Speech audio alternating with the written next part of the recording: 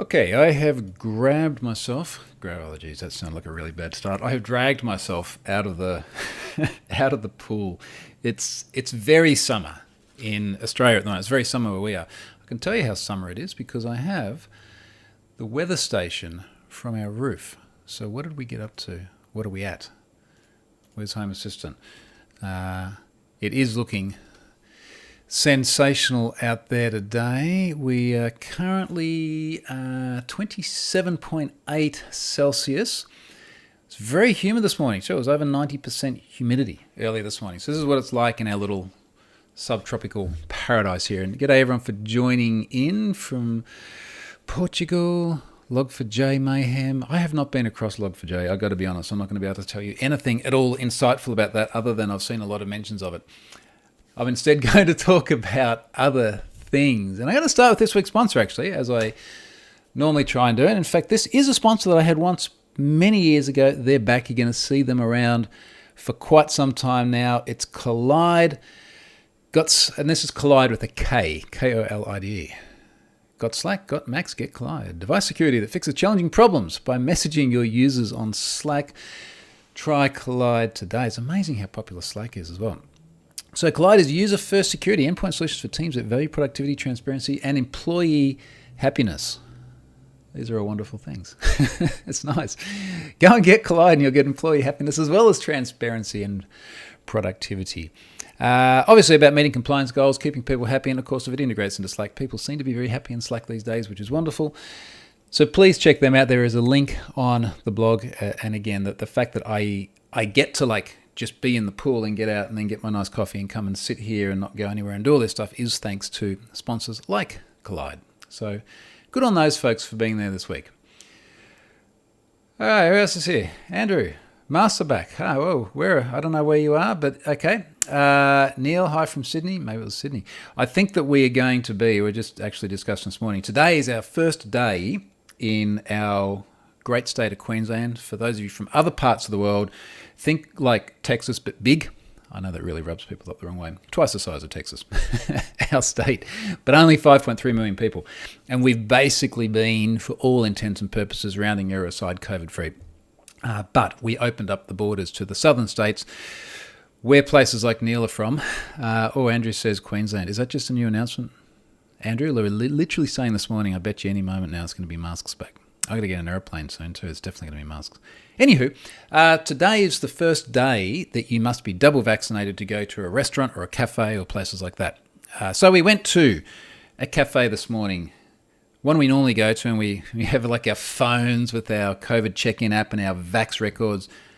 And we're talking to the lady that runs the place about people that she's had to sort of say, look, sorry, you're not double vaxxed. You can take your coffee away, but you can't stay here. And I just think it's going to be a really, really rough time for people actually running these industries that are going to have to deal with, I was going to say dickheads, and then I thought, but that makes it sound like people who aren't getting vaxxed are dickheads. And I was like, yeah, that's actually reasonable. But people then behaving like dickheads because they're not vaxxed for whatever reason, and then they don't want to not go because, I don't know, reasons. Andrew says half an hour ago, all right, well, it's probably while I was in the pool enjoying myself. Mask free. In fairness, I have said many times, well, it's really only in fairness to me, but if we got to be somewhere locked down, it's a good spot. It's a good spot here. A lot of Australia is a good spot, actually. I was talking to my good mate Lars Clint, who many of you know, the other day, and he's on a farm sort of in the middle of nowhere. And he's like, it doesn't bother us, It's like mask mandates, quarantine, whatever. It's just like we sit on our farm, and so long as we've got enough food, it really doesn't change anything in our life. And for the most part, it's pretty similar here, although I do have to go Christmas shopping this afternoon. So, Andrew, I'm going to have to go and check those details. Okay. All right. Hey, Stefan's here. Welcome back, Stefan. So we're going to be hearing more with the things Steph and I have done in this update. But you should go to bed because you got work to do, mate, in the next few days. We'll talk about that later. Anyway, Andrew says, any home assistant stuff going on with the pool? Just. And the reason just is I've got two in-pool lights. They're RGB lights. They are not Wi-Fi lights. They change color by literally power cycling them, and each time you power cycle them, they go a different color. There's a Shelly on that. So kind of what I would like to have on the pool is I would like to have temp sensors Now, I say that in plural because I would like to know the temperature in the pool, and then I would like to know the temperature coming off the roof, because we've got one of those solar heating jobs where it takes water from the pool, pumps it up in the roof. There's all these black hoses on the roof. It absorbs the heat, pumps it back down through our fountain. I've posted a photo before. We got these like chairs sitting in the fountain where you can just sit there and like drink beer in the summer, and pumps that back in, and that's really super warm because often it's like 50 plus degrees up on the roof.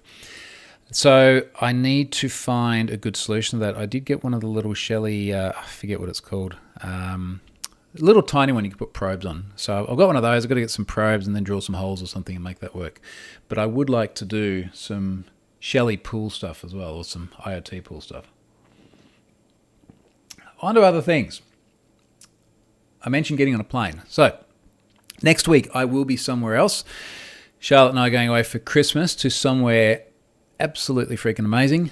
I'm not going to say what it is until I'm there, because I'm just going to like, hey, look at this. And you'll be like, oh shit, he wasn't joking. That's really amazing. So I'm literally getting together all my remote stuff. I think it's going to be a combination of iPhone and either those little Rode Wireless Go with a lapel mic, or I do have that shotgun mic working now from Rode, now that I've got the correct sample rate set. So I'm going to take that away. That'll be an epic one Friday next week. And then I'll be a combination of back and away. We'll say that. And then over time, you'll see where it is. But the only thing I can say for sure is that it won't be overseas, because none of us can go overseas really anywhere at the moment, not with any ease. But fortunately, we're in a good spot here. Andrew says, I've been trying to make this exact thing myself. I already have the pool pump automated. Now, so the thing for me as well is I have a unit, and I think it's called Dontec. So the solar unit does have temp probes, and it reads the input temp that's coming out of the pool, and it reads the output temp that's coming off the roof. And it does that because it needs to decide when to turn on the pump. So if there's enough temperature variance between the pool and the roof, it turns it on. If there's not, then it's like there's no point pumping cold water into the pool. So I already have probes in there, and in my perfect world, I'd just plug into this other unit. Or in the perfect world, the other unit would actually be IoT. That would solve my problem, but it's not. Moving on. I've got a lot of random stuff in here, and then I'm going to talk more about some of the data breach, cyber things. I have been posting a lot of stuff about 3D printing, and as many of you know, I have been getting carried away. Now, on my desk, I tweeted this one the other day, and it's part printed. This is a dumpster with 2021 on the front of it, and this is the fire that will go on the dumpster. I actually stopped this one partway through because I decided that I wanted to use the many hours while I'm asleep to print something else.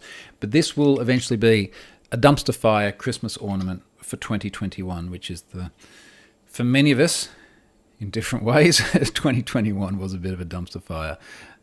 So this is cool. We're printing that. I have started printing lithophanes, which are super cool. Now, just to give you an example, if I hold one up to the camera here, it's going to look pretty overexposed and white. And if I tilt it just the right way, you can kind of make out a picture.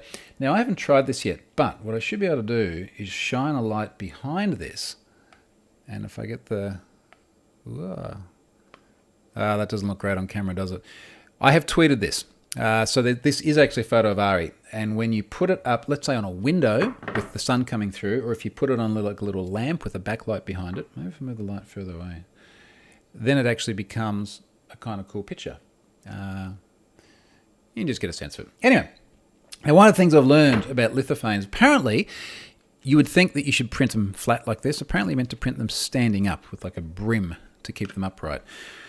So I'll be doing up a bunch of these and then printing like a little lamp. I've got cables and light globes and all sorts of things literally in that little baggie over my shoulder just there to then create a lamp. And I might even give it to Mum and Dad for Christmas. Hopefully they're not listening to this. So that's been fun. Other things, what else have I been printing here? Last week I spoke about the moon. So the moon, which I put an IoT light bulb in, which of course integrates into Home Assistant. And it looks epic. In fact, it looks so epic, we are printing them for other people, so there'll be some Christmas presents in there as well. So I'm using a bunch of different white filaments, just seeing which one works best. A few different black filaments for the stand. Moons will be out there too, so I'm pretty happy about that. Hey, over in the comments here. Brennan says, why shotgun mic make me think it's meant to be mounted on the barrel of a literal shotgun? Before I did this live stream today, I thought, I'm doing this in American time zone today. I won't make any gun jokes. And then Brendan came along. Thanks, Brendan. Ali, well, I'm very fine with vaccines, masks and quarantine measures. I'm worried about digital vaccination certificates and tracking apps as a privacy matter. I hope such apps do not get pwned. Well, I've got a good place to put them if they do. That's the first thing. If we're very pragmatic, and I think one of the challenges that we have, probably as technologists and also as security professionals, is we do tend to get very absolute about views, where I'll hear people very worried about Ali's point, and it is a very fair point too. And what we've got to do is go, look, there is this risk here, and if that risk manifests itself, there is an impact. There is also this other side of things, which is the benefit.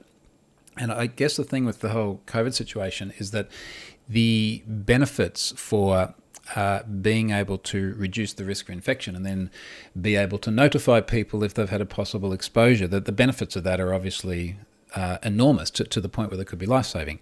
So when we put them on that scale, as much as it sort of concerns me about some of the privacy ramifications, in the context of things, you sort of go, okay, well, I can see that trade-off as being reasonable. Now, having said that too, like, we're nearly 2 years into this, and if you think back to the very early days, things like some of the COVID tracing apps that were really rapidly rushed out, including by our own government, which really weren't very well thought out, and they were very reactionary because they had to be. We didn't have notice about this thing. That was concerning, but now we're a long way down this road, and we've had plenty of time, and everyone in the world is dealing with the same problem. And of course, the OS manufacturers like Google and Apple have been building support into their platforms to be able to integrate with things like tracing apps as well. So I think that where we're at the moment is certainly a much better place in terms of privacy, and on balance, it's the right thing for us to do at the moment. Yeah, it will be interesting to see what the long term brings, like how long will we be using these tracing apps for and leaving these digital footprints. And I know for me, in fact, I haven't looked at this for a while, but if I go and check my COVID tracing app, why when I look for COVID, I literally can't find the app? I have to go back to recently opened apps. And I open a lot of crap. Check-in. That's what I should have looked for. Check-in. Where's my history? It's like cafe, Bunnings, seafood, food, barbecue. Wow, okay, yeah, interesting. Oh, you can check back into the same place by going back and clicking on it. The other thing, and in fact for all of you out there, particularly those of you who might happen to be in my state here at Queensland, if you have, such as in my case, elderly parents who are a bit less tech savvy, do help them get their vaccine certificate attached to their check-in app, because theoretically, as of today, as I mentioned before, everyone here in our state should be showing their app and showing that they are double vaxxed as well. And going through this process was not fun. Charlotte and I went and helped my parents the other day, and I sort of went, oh, look, you're sitting closest to Dad, you help him. I'm sitting closest to Mum, I'll help her. Charlotte drew the short straw on that, because you need to have the Medicare app first, and you've got to have the Medicare app set up, and you've got to sign in with MyGov, and then you've got to have your COVID certificate in the Medicare app, which it should be anyway when you go and get your jab, because they attach it to your Medicare ID, and then you've got to import that certificate into the check-in app, and you can get it out of the check-in app and into your Apple Wallet as well. And just explaining that sounds confusing. So what's it like for people who are not tech savvy? So I'm increasingly of the view, and I made this point I think last week when I was like, hey, go and help people set up 1Password and get them using a password manager. Don't just give it to them, help them use it. But just increasingly of the view that we need to help people through that process and not just give them the tooling. Ali, governments could provide printed vaccination certificates. Now, is this to stop fraud? Like, it's a little bit like, we should get people to sign a document, like physically, and then we know it's them. So, well, then we do have this whole problem around fraud, and we know, and I'm sure it's the same in other parts of the world as well, but we know that there's been a lot of fraud around people fabricating anything from medical exemptions to not need the certificate to the certificate themselves. And of course, that doesn't mean that if it wasn't paper and it was digital, you couldn't just create like a PNG of your vax certificate and show people that. But at least when it's on the device, it's like show me you opening the app and scanning, and then it comes up. So it's a higher barrier to entry for fraud, I suggest. Richard's here. G'day, Richard.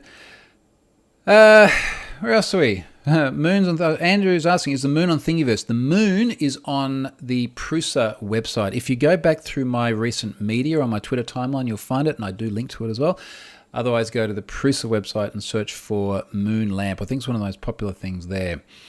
Andrew thinks I'm reading his check-in history. Possibly. Maybe it all gets mixed up.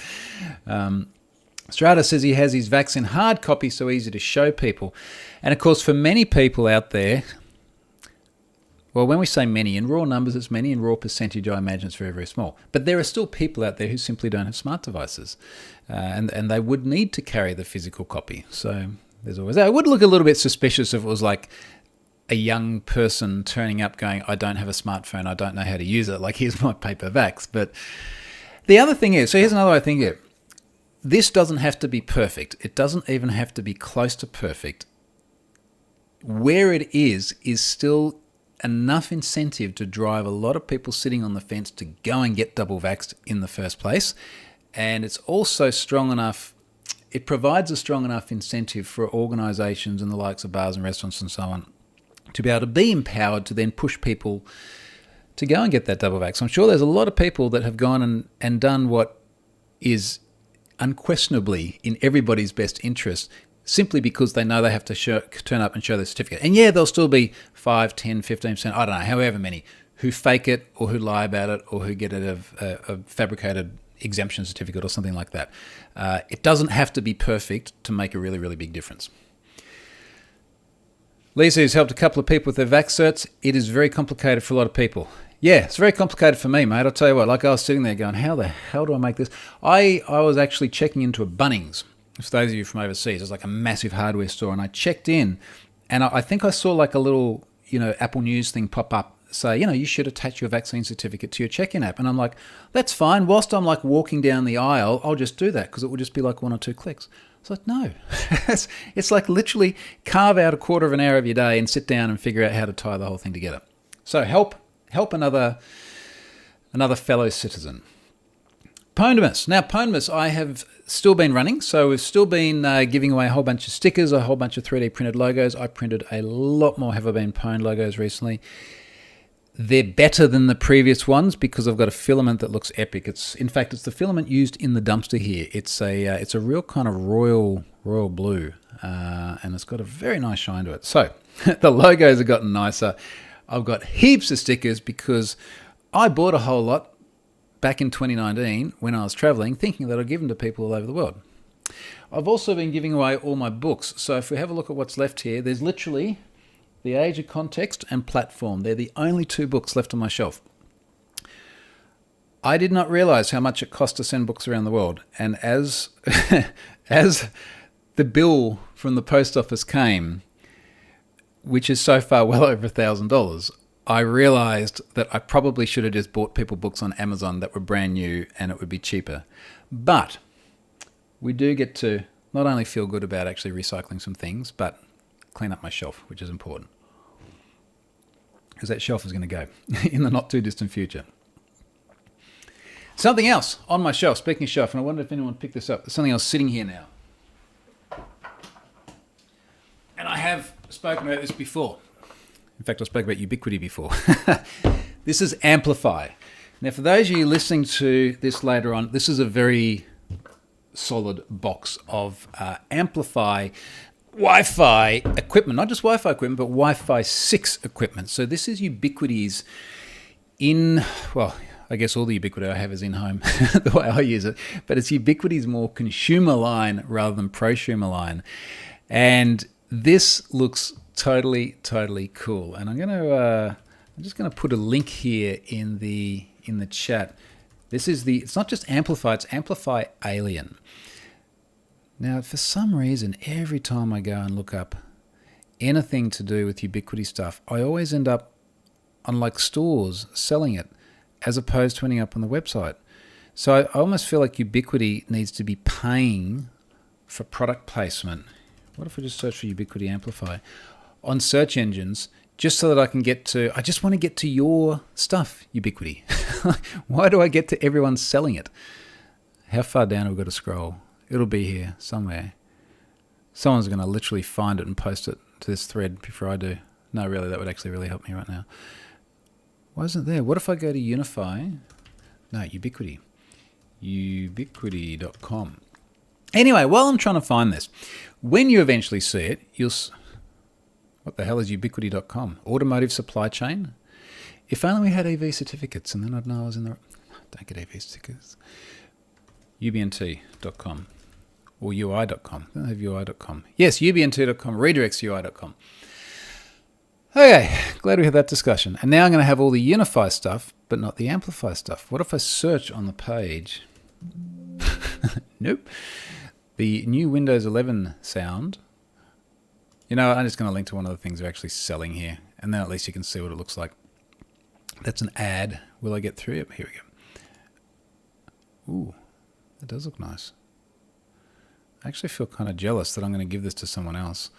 You know what I'm going to do? I'm going to open the image in a new tab, and I'm going to link straight through to the image, because the image, and then you've got to blow this up to full screen. All right, we got there. Here we go. Bam. Right. Ubiquity. So, Ubiquity Alien. Let's just look at the image. If you haven't scrolled through this, you'll see what it looks like. It's like a black tube, and based on the size of the box and the one that I previously set up, it's probably about 200 mil high, and then it's got like a glowing green light on the bottom. This is obviously what makes it alien, because it's green. Everyone knows that the only green things are aliens and hackers. And then it's got this really, really cool vertical display. In fact, I think it has the res of this display on here somewhere. 274 by 1268 pixels at 279 pixels per inch. Full color screen, and it's super cool because you've got a whole bunch of stats on the screen, so you can see all of your sort of network traffic, take any firmware updates and things like that. Now, Ubiquity sent me a pack of this, oh geez, it must be early last year, and I went through and set up for a neighbor, shared a bunch of that online. They just had shitty Wi-Fi.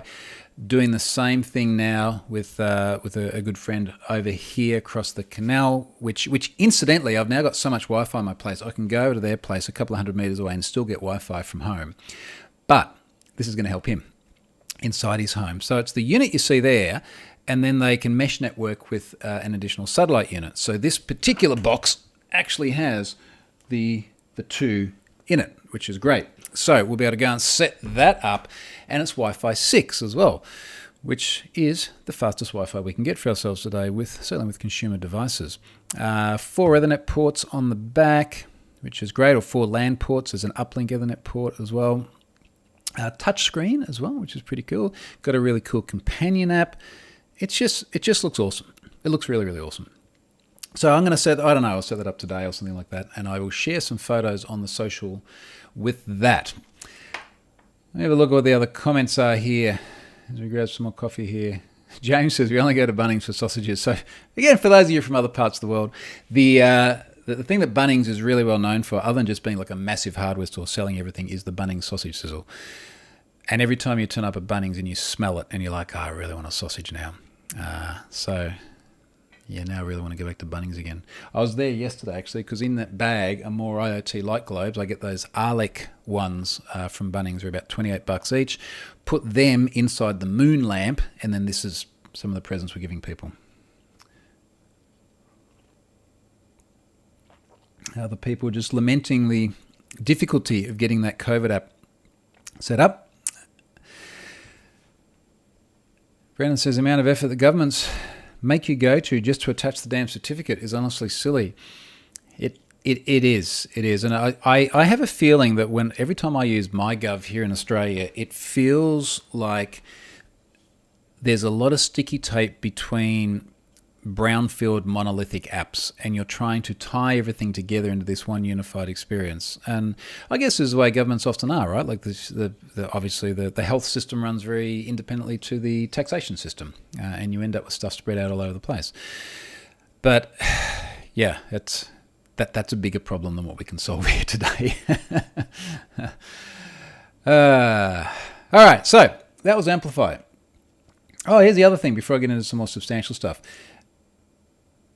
Don't know if anyone spotted it, but in the still image I posted, I do have a new chair.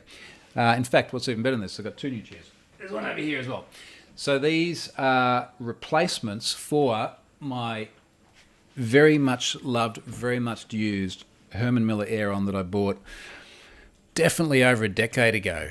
Because when I wrote about Ultimate Home Office, in fact, if you search for my name, Troy Hunt Ultimate Home Office, I originally wrote this blog post, December 2009, and I talked about the chair there. Now, that was pretty significant because, first of all, that was a dozen years ago, 12 years ago. And fun backstory to this. In fact, this is not one of the blog posts in my book, but there is actually a backstory to the reason I wrote this. The reason I wrote it, and this was only about 2 months after I'd started writing blog posts, the reason I wrote it is I had actually written this on an internal blog, which I was trying to set up inside Pfizer and get people to write stuff for. And a lot of the basis of writing this was to demonstrate to the pointy-haired managers of the time that I had a really cool setup at home and I could be at home being productive, probably a lot more productive than in the office. So that was where that came from. Then I was just like, I've already got it now. I might as well just post it into my public blog. But if you read back through this, the language was very, very much about how do I speak to internal people within the organization. Anywho, so the original Aeron I bought, which of course was like the chair of the .com era, and it was super, super comfy, and it lasted really, really well. And then more recently, I've had just stuff that will be fixed. I'm going to refurb it, but it was everything from the gas strut going, so it would get super squishy and then it would just sink all the way down. I couldn't raise it back up, through to some of the cushions decaying, through to some of the mesh fabric, which particularly in this really hot climate here is great because it just breathes. That was starting to come apart in spots. So it was effectively wearing out. But when you think about, I mean, obviously, especially the last almost 2 years, this is where I do just about everything. And then for the 5 or 6 years before that, most of what I did in terms of creating or writing stuff would be here, and then there was the travel. So I got a very, very good workout. And then the reason I got two is because Charlotte often sits here and we work together on things because I have like the wall of screens will sit here, and she'd be dragging that chair there over, which is heavy and low set and frankly not very comfortable. So we want to get two chairs. The one over there is a little bit smaller, fits her frame. This is the big one. And then as this desk gets rebuilt, so I am going to have a new desk in here sometime next year. It's got a big opening in the front, so we can effectively sit with probably a 2 meter wide opening with both our chairs here, both in front of the screens. And then that chair will go and there'll be something else there as well. So anyway, this is all just part of making my space here more productive because I'm here for the very, very long term. Okay, let's have a look at what the other comments are here. Government. All right, move on. Actually, last thing before I go on to two more substantial things. I finally got Windows 11 installed on my desktop. So I tried to put it on my laptop several months ago. I kept getting a very unfriendly hexadecimal error every time I tried to do that. Eventually, a couple of weeks ago, I took a cumulative update for 10, and 11 then automatically worked. I'd been waiting until I got a few things that were just demanding my attention out of the way before upgrading my desktop, just in case I had problems. No problems. Worked absolutely beautifully. First go, no problems. Very, very smooth, which means that my desktop was smooth, Charlotte's laptop was smooth, Ari's laptop was smooth, Elle's laptop was smooth. My laptop was the only issue I had. So now I am adjusting to having my menu items and my icons in the middle of my taskbar as I look across at all my screens with it. So I think I've got to do a little bit of tweaking here to get it to work just the way I want. But I've actually got to sit down and literally go through the what's new in Windows 11 so I can actually get up to speed and use some of the cool new stuff. Okay, let me talk about two cyber things to round out today. One's pwned passwords and the other one's going to be the blog post I wrote yesterday about scraping. So pwned passwords, and if Stefan's still here, he'll probably agree with everything I say. So Stefan, of course, has been working a lot on helping us coordinate the community efforts for the open source piece of pwned passwords, which is building the ingestion pipeline that the FBI and others will be using. We have been working on this very hard for quite a while now. And it's not just building the mechanics for the ingestion pipeline. It's also upgrading all of the technology stack to all the latest and greatest stuff, using all the bits and pieces of Azure that make the most sense for this as well, coordinating the Cloudflare bits. And then where at the moment is just getting the rollover right. So our goal, big announcement here, our goal is for Monday coming, so about 3 days from now by my clock, is to get this live. And there's going to be a couple of new things. So there is going to be the ingestion pipeline where we'll start getting real live passwords fed from the FBI, which still sounds so super cool. There is also going to be a lot of new passwords, and I'm going to talk in the blog post on Monday about where they came from. But with the help of another law enforcement agency, we have now got a very substantial increase of new passwords. They are all going to be going live over the weekend with a blog post announcing it all on Monday. So that is super exciting. Literally my job today, so long as I don't get distracted by other things again, Stefan, who knows what I mean. My job today is to make some really big headway with that. In fact, a lot of the work has already been done, but it's just making sure we have a clean rollover, because we're at 1.2 billion something requests a month to this service at the moment. And the last thing I want to do is lose anybody's requests as we roll over. So this is why I'm going to try and roll it over on the weekend with Stefan's support, and then announce it all on Monday. And hopefully when people look at the announcement, it would have already been live for 24 hours or something like that, and pretty stable, which will then give me enough time, if anything is not right on Monday, to fix it before I go away. And when I go away, I really don't want to be mucking around with passwords. I'm going to be somewhere really nice. I just do not want it. Well, it's not that I want to be thinking about passwords, because it's interesting. I don't want to have work to do. So anyway, here we go. We'll see this over the next few days. Last thing, scraping. Is scraping breaching? Is a scrape a breach? Does it matter? So I guess I wrote this with Gravatar being the catalyst, and I wrote most of this last week when I'd loaded this scraped Gravatar data into Have I Been Pwned.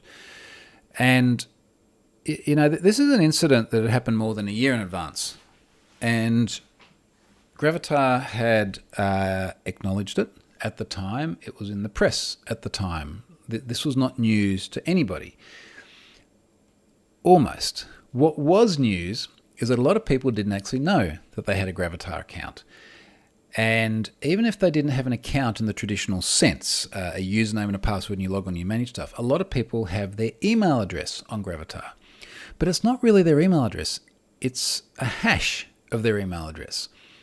But the problem is that when we have a hash, an unsalted hash, and just the very mechanics of the way the Gravatar service works, that it had to be an unsalted hash, then they can be easily cracked.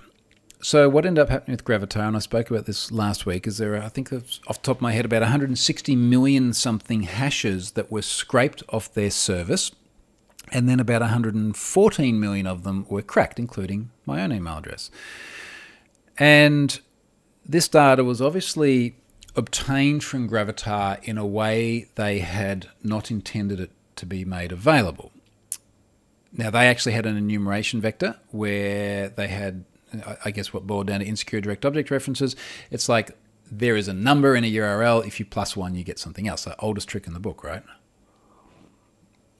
So someone managed to do this 160 million something times, grab this data, and then circulate it, including on hacking forums.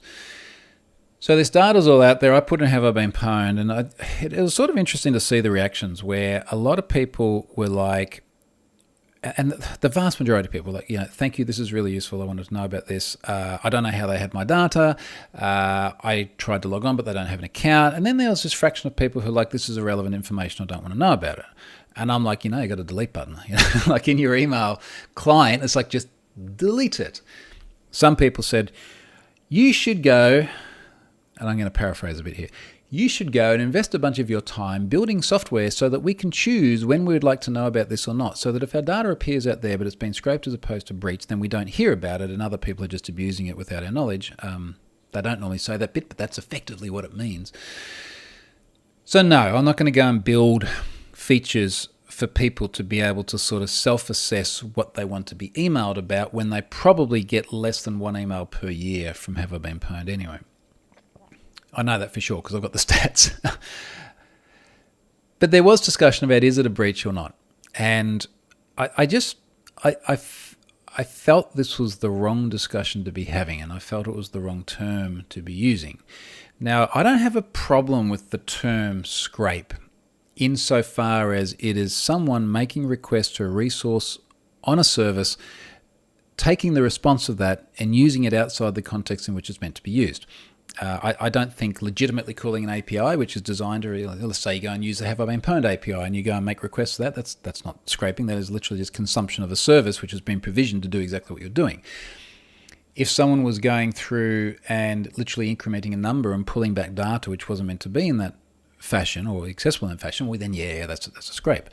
So do we classify the scrape as a breach? Now, one thing I didn't put in this blog post is I feel that there are perverse incentives for not calling it a breach. And what I mean by that is, can you imagine lawyers? Lawyers would be like, oh shit, don't call it a breach. If they call it a breach, we've got to do mandatory disclosure, we've got to do this, we've got to do that, we've got to get lawyers, we've got to do identity theft protection, all this other crap. But if it's a scrape, not so bad. Again, I think it's a perverse incentive because it's a very self-interest incentive. And I'm not saying this is what happened at Gravatar or LinkedIn or Facebook or Clubhouse, was also in this boat earlier this year.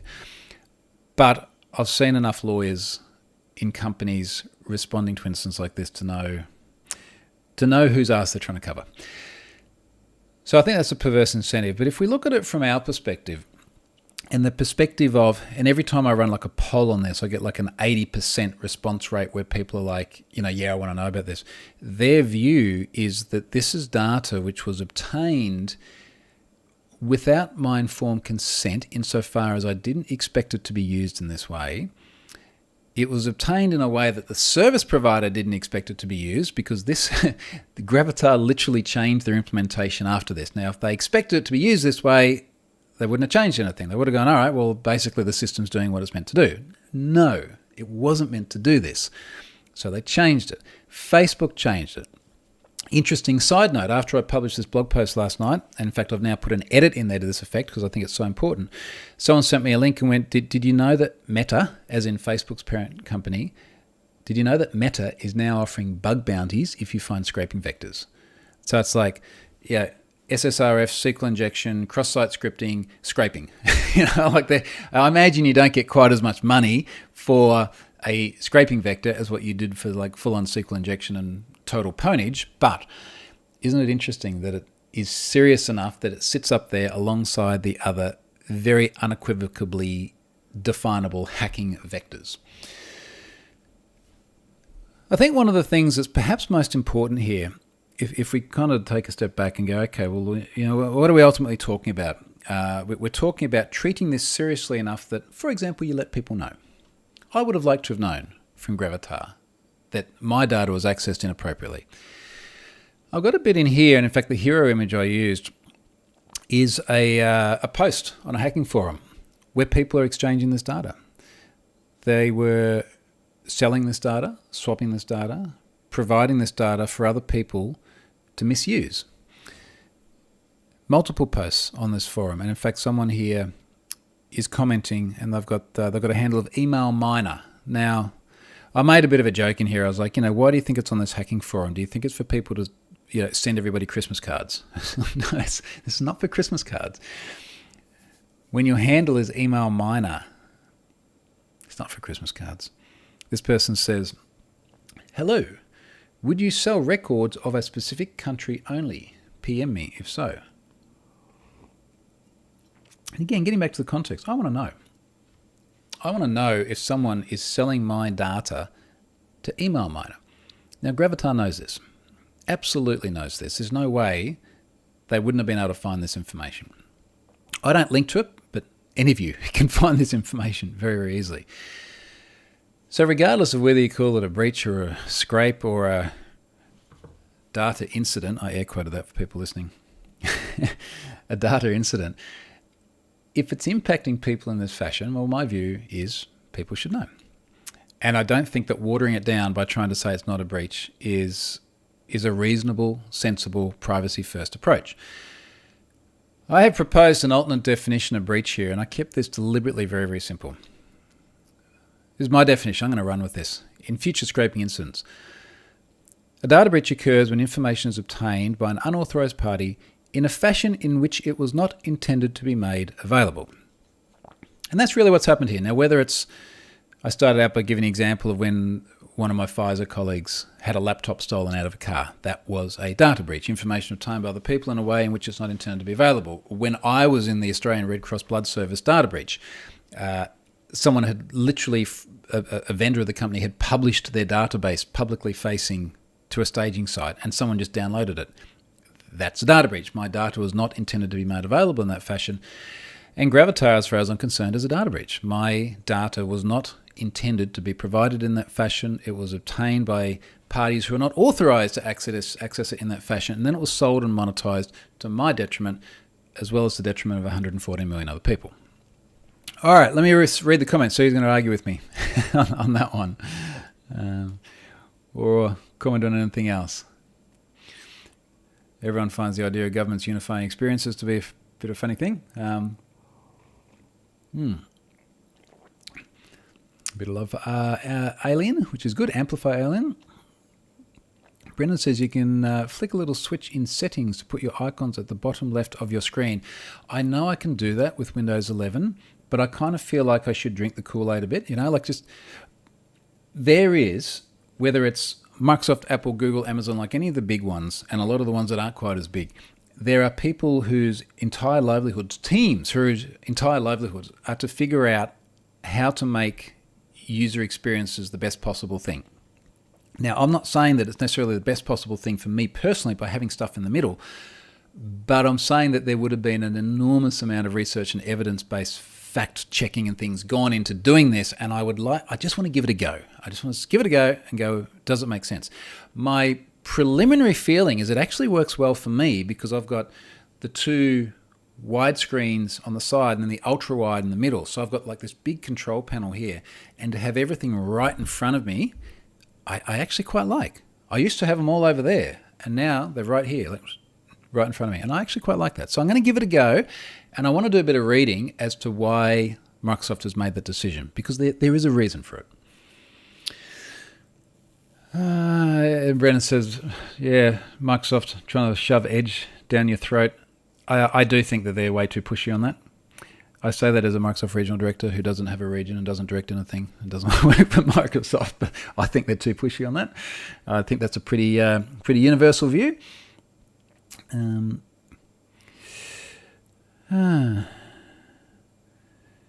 Brendan says, unrelated, it's meant to hit a top of 28 in his area today. We really have had very few 30-degree days yet. I think it's because of the sort of the La Nina cycle, is that the wet one? Where we have a lot of rain.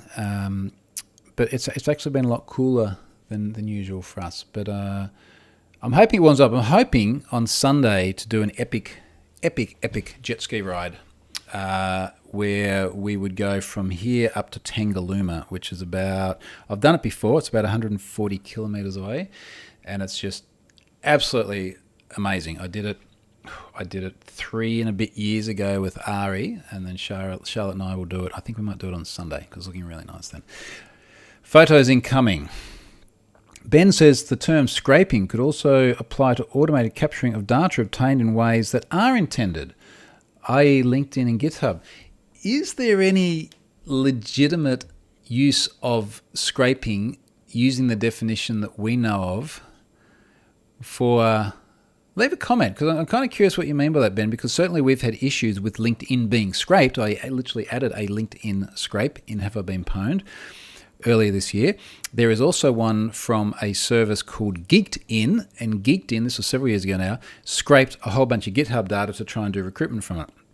But I think what you're saying here is those services are using scraping to pull data from somewhere else. I'm just curious to hear what you mean by that. You've then said, but when combined with unintended use of the system, I think it also becomes a breach. Fair enough.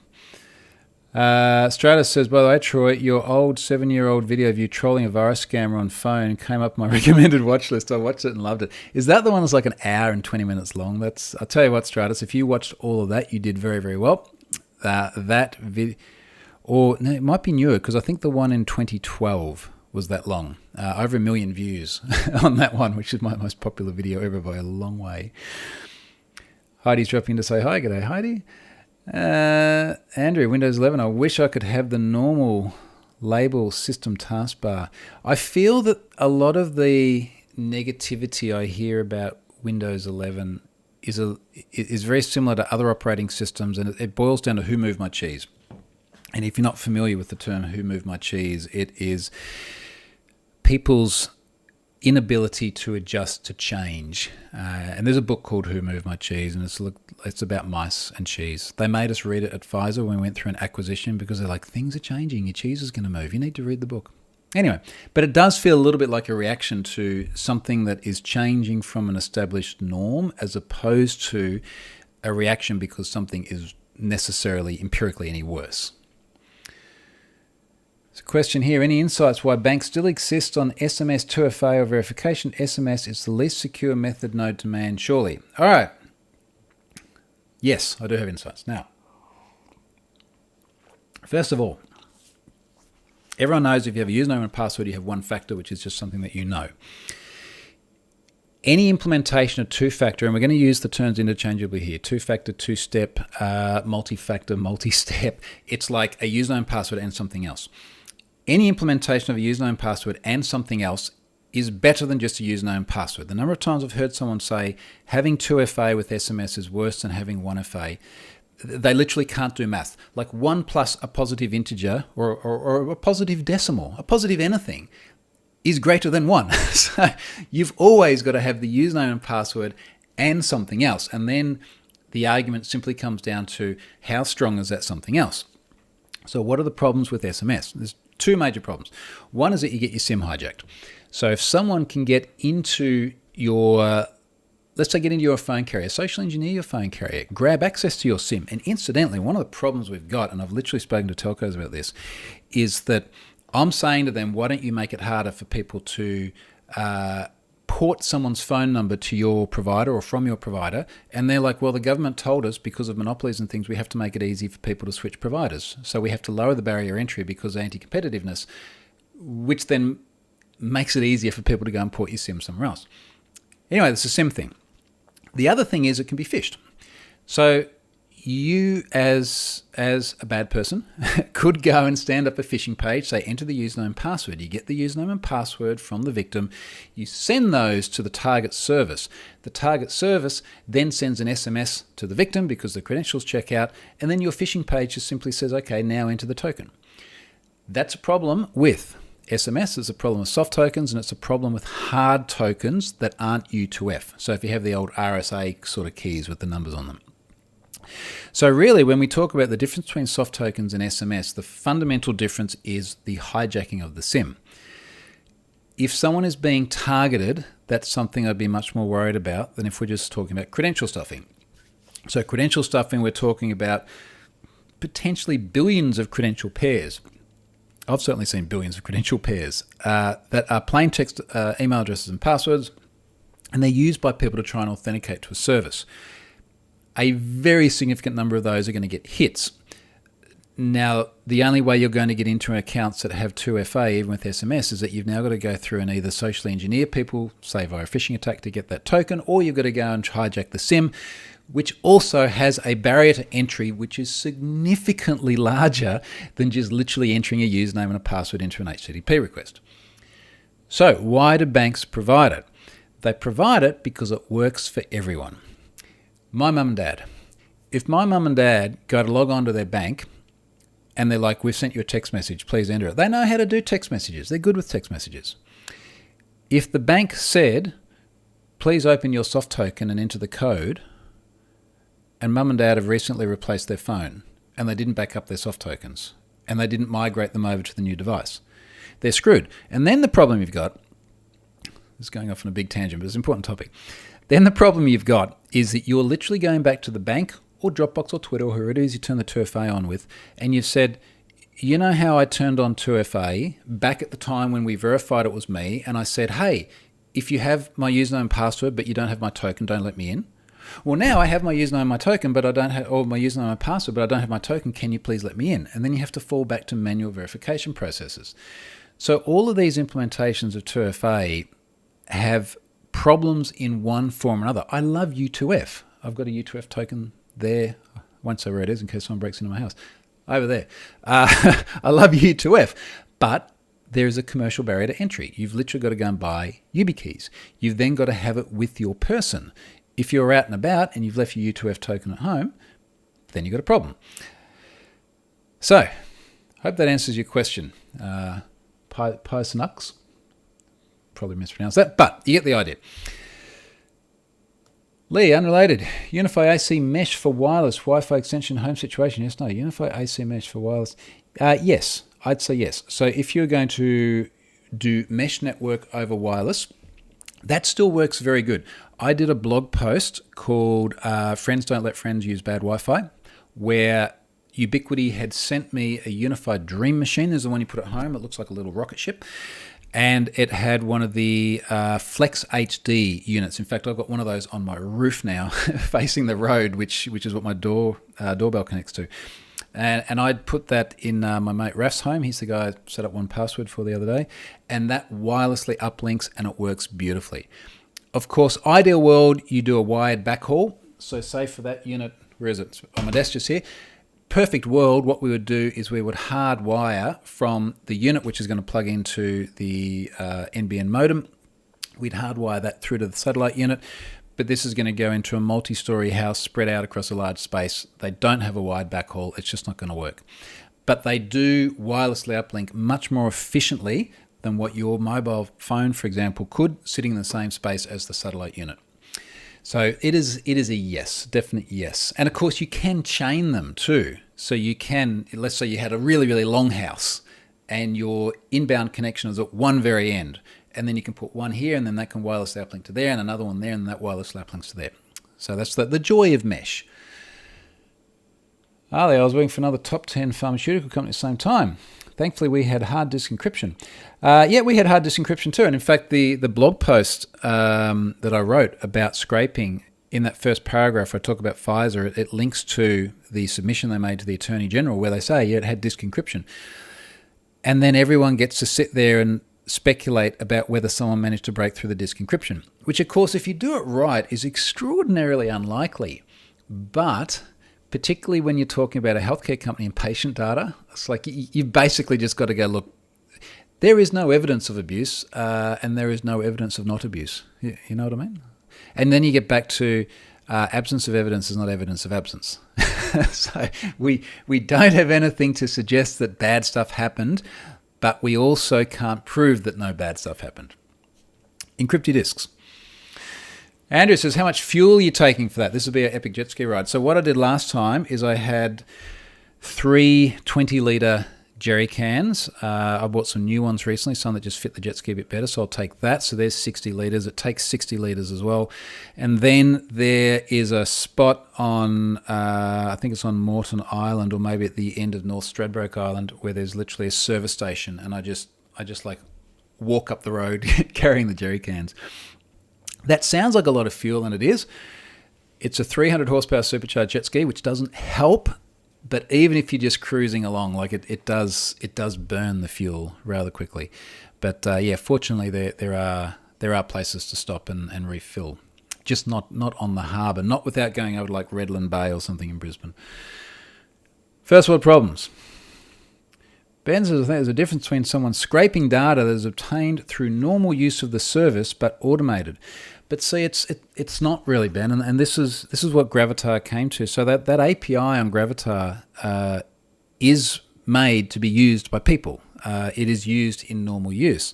The thing that fundamentally changes is quite different for me to like load up someone's Gravatar profile here in my browser That is very different to you going, I'm going to write a script to like mass enumerate this and pull down 160 million records.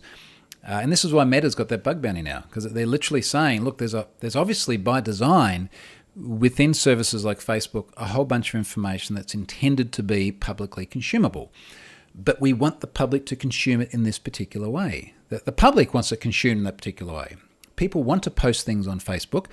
They don't want Cambridge Analytica to go through and mass scrape the data and then turn it into a monetizable product at the expense of the end user.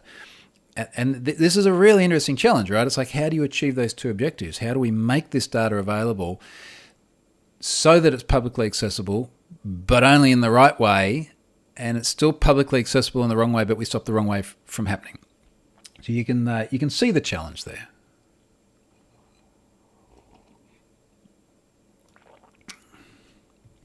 What else is here? Stratus. So yes, Stratus is talking about Richard. So in the scammer call, that is the one I was thinking about. I do remember Richard. Fun times. Fun times. Ben loves his YubiKey. I love my YubiKeys. I think they're great. And also, I think part of the solution to 2FA is what is a low friction way of making it available. Now, I'll give you two examples. I have it on my Facebook account. Incidentally, I got a thing on Facebook the other day that I think means I'm important. But no one else can tell me that. I got a thing. I screen capped at the time and I didn't post it. Here you go. You have 15 days left to turn on Facebook Protect. Troy, your account has the potential to reach a lot of people. So it requires a stronger security. Sorry, no, not A. That was my fault. So it requires stronger security. Facebook Protect, an advanced security program, helps defend accounts like yours. Turn on Facebook Protect before 30 December 2021. After that, you'll be locked out of your Facebook account until you turn it on. Sounds super fishy. It was literally in the Facebook app as soon as I popped it up. I clicked on Turn On Now, and they went, yep, fine, it's on. Because I already had 2FA and obviously a strong password and all that sort of stuff. Anyway, my point was, I can't remember the last time I actually had to use either of my factors on Facebook because I stay signed in on the PC and I stay signed in on my devices. So from a friction perspective, I like the ability for the appropriate services to have long-running multi-factor authentication sessions. For something like the bank, less so. But then, and here's the thing some people will be upset about, but I like the idea, and I've started doing this more and more now, of having your second factor code in 1Password. Now, people get upset for this very simple reason, and it's good logic which sort of falls apart very quickly. And the logic is, the logic of being upset is that if you have both your username and password in 1Password and you also have your second factor code generator, then everything is in the one place. Where the logic falls apart is it's like, yes, it is, but it's all on here already anyway. I've been using Authy for years. So I've got 1Password and Authy here. So in a way, it's no longer 2FA. It is literally like something you have, because if you have the device and it's got to be open and unauthenticated, but then you might have that anyway because you've looked over someone's shoulder and seen the PIN or whatever else it may be, except 1Password automatically locks very, very quickly. And then you've got to have your master password, or you've got to have, Face ID. So you can see the trade-off. I see the argument they're making, but then when you look at the friction it introduces, not just at the point of authentication, which is much easier when you can just autofill from 1Password, but then to my example of my parents, if they don't go through the process of migrating their soft tokens, then they get locked out. But if they have it all in their password manager and it's synced across their devices, well, then they don't get locked out. All these things become like a balance, right? And it's not there's not one right answer for everyone. Everyone's got to find what is their own balance. But I think particularly when we're talking about trying to bring people into stronger authentication schemes and using multi-step, multi-factor, whatever, lowering the barrier to entry is far more valuable than the utopian implementation of separating things across devices. All right.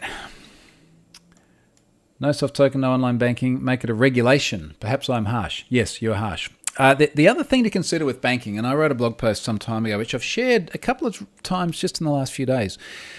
I wrote one about banks and arbitrary password requirements because I had people pointing me to things like, I think someone pointed me at Westpac, one of our Aussie banks, and they said, hey, hey Troy, look at how stupid their requirements are. They won't let me use, non-alphanumeric characters, for example, in my password.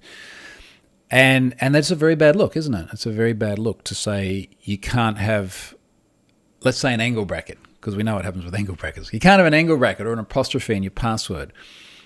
However, the whole point of that blog post was, if you think that the only thing a bank does to authenticate people is looks at your username and password and makes sure they match, you are missing a big, big part of the story. And I remember sitting with the CISO of one of our big 4 Aussie banks when I was doing some talks for the company and having this exact discussion. And he was kind of laughing because he's like, there's so much more stuff going on in the background.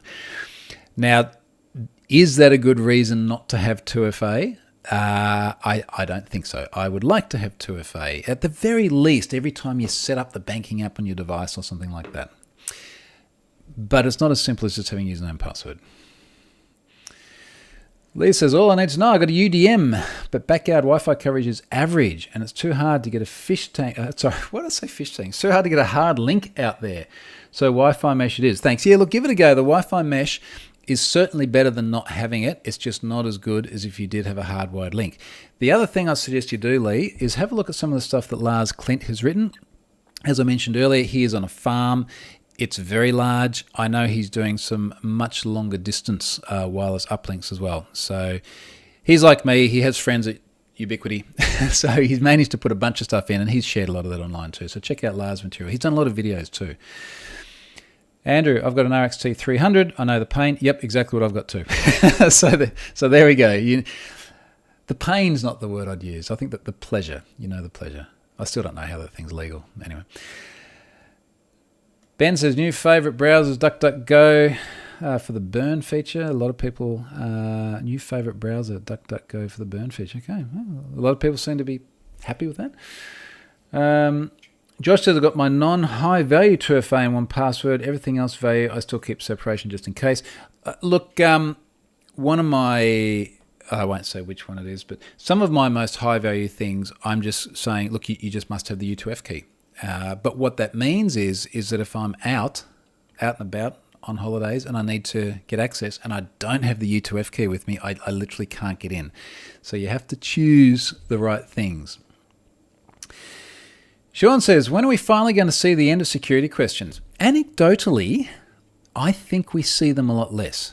I don't have the numbers, the empirical evidence, but I can't remember the last time I have actually had to use a security question somewhere. There are certainly times I still get asked for my birth date. I'm just whatever, give it to them. So it's probably in data breaches anyway. But I feel like we've reduced that. Andrew says, there's Jetski again. It's pain at the cash register of the pump. Yeah, it is, but it's not as bad as filling out the boat. First world problems. on that note, I'm going to leave it there. Next week, as I said, I will be coming from somewhere totally epic and awesome, and I'm going to make particularly, I really need to be doing this. I think I will do it later in the day. It's the morning here in Australia, because later in the day is when the English people are up, and it's obviously a lot more miserable there at any time of the year, but especially now when it's cold, and this is going to be, just wait till you see it. So I'm going to do it later in the day, just for fun. See you folks, have a good weekend.